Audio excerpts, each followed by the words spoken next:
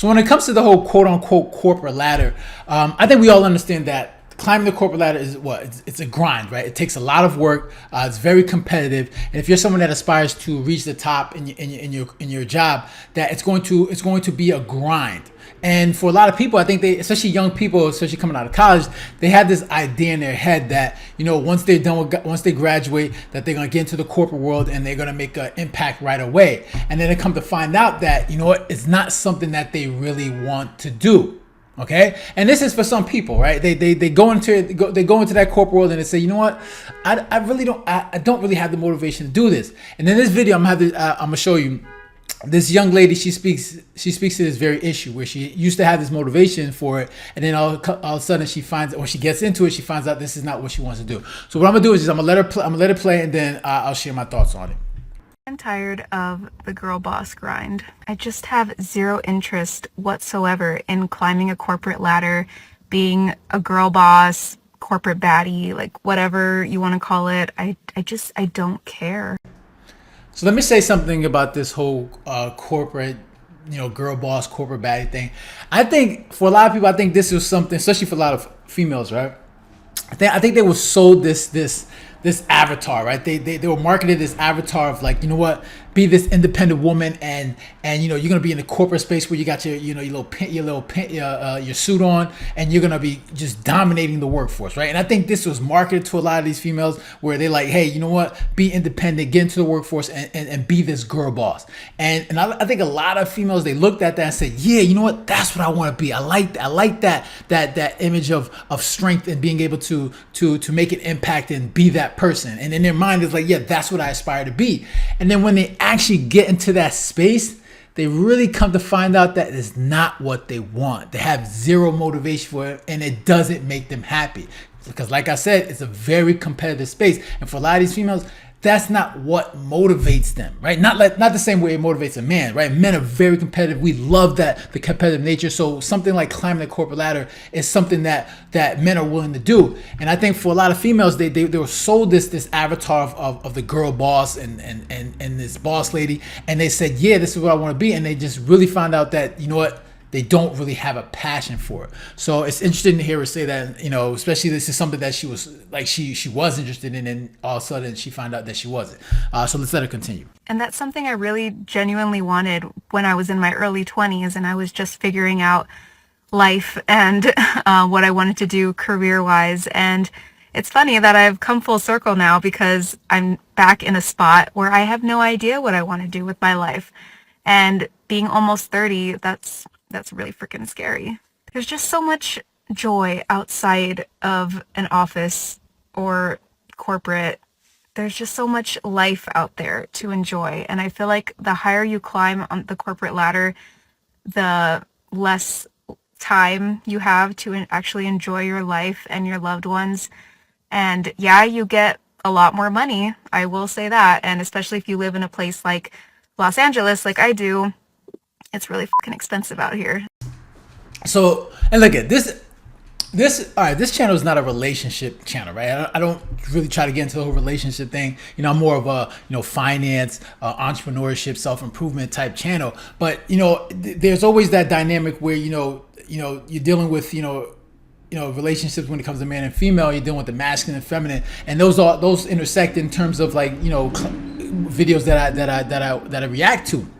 But you see the way she talks, and she talks obviously from a feminine perspective, where she doesn't really want to be in that corporate space, right? Because it doesn't really make her happy. It's not something she enjoys. Like, she wants to be out there enjoying friends and family. She wants to be able to enjoy time with people. She wants to be able to be in her feminine and want to be able to just experience nature for what it is, right?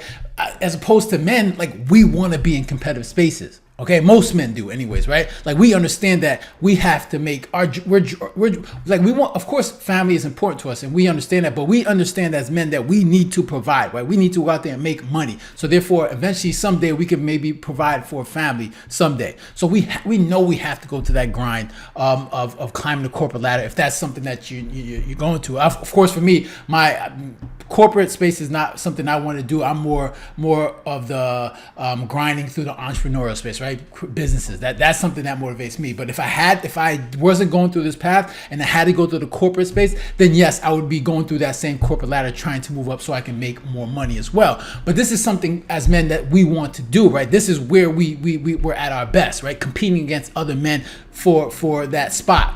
And for her to hear the way she's talking, this is not her motivation, and I kind of respect that, because she understands, like, she's learning, that this is not what makes her really. This is not what really makes her happy, right? Being able to compete against other competitive people is just not in her. And I think for a lot of females, they come to that realization that, this is not what they want to do. And you hear that in so many videos where they just no longer want to climb the corporate ladder. Like, it's not something that motivates them anymore. They don't want to do that. They want to go somewhere else where they can be, they can enjoy life a little bit more, where they're not, grinding, going through the hustle culture. They want to experience life more.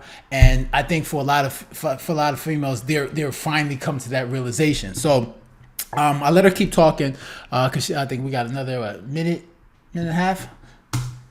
You feel like sometimes you don't really have a choice but to be in the corporate world in order to sustain your life. But what I'm trying to figure out now is, what can I do that can make me enough money to just keep my sanity and pay my bills and have a little bit of money for extra fun. And that's it. Like, I don't want to take my work into my life with me. Even if I do find a work from home job again, I want it to be completely separate from my life. In my last job, I was having nightmares about my work, and I was stressing about it every day. Every weekend, I was just dreading the week, and I really don't want to do that again. And I get not everyone has the luxury to do a job that you're passionate about. And honestly, I don't want to put that pressure on myself either to find a job that I'm just so passionate about. Because if I never achieve that, then I'm going to feel like I failed. My goal now is to just see, as men, we can't be afraid to fail, right? Like that. It just, even if we know there is a chance of failure, that mindset is not something a man should go in saying, you know what, I don't want to try because I'm afraid of failing. Right, that's just something that we don't have that luxury, right? We have to go out there and try. We have to go out there and excel and exceed expectations and go out there and improve ourselves in society. So, like, we have to take on those risks, right? Whatever job that we do, okay? And to hear that is just like, obviously, taking risks and failing is not something that a lot of females want to put on themselves. But for a guy, we got to go out there and go out there and compete, right? And risk. And if we fail, we fail. And I always look at when it comes to failure, I look at failure as a learning experience. Like, failure is not always a bad thing. I think it's a good experience, right? It's something that you fail and you learn from, right? You only fail if you quit, right? And I think for a lot of people people need to look at failure as not something that we should run from. It should be something as we strive to learn and get better as people. That each failure that we come across is just an experience. It's a learning experience, and for us, a way for us to learn how to improve ourselves. And I think it, depending on how you look at that, it will determine how you succeed in life, like long term. So it's just interesting to hear us talk about that, because it is a reality for a lot of people when it comes to climbing that corporate ladder, like making sure being able at that top, and then being afraid of failing. And for a lot of people, that's a fear for a lot of people. So that's how she let her finish up. Find a job that I don't hate, that gives me money, pays the bills, allows me to do fun activities, and that I can separate my personal life from completely, and just enjoy life and time with the people that I love most. Like something like working in a coffee shop, or a plant store, or even a receptionist. Like something that is just not super high stress. And yeah, that's what I want. But in the meantime, I also love creating content, so we can see where that takes me. On a final note, the older I get, the more I realize no one really knows what they're doing. And we have time to figure it out. Nah, we don't. Nah, we don't got time. You gotta have urgency. Like, we don't have time. Like time goes by very quick, man. It goes like this, right? At one point, like, you have to enjoy the moment. You have to enjoy the present. At the same time, you have to plan for the future, right? Because I know a lot of people have this idea of, like, you only live once. You die tomorrow, and that's true. But you could also live a relatively long time, right? You could live into your 80s, right? And in a sense, that's long, but in reality, it's not.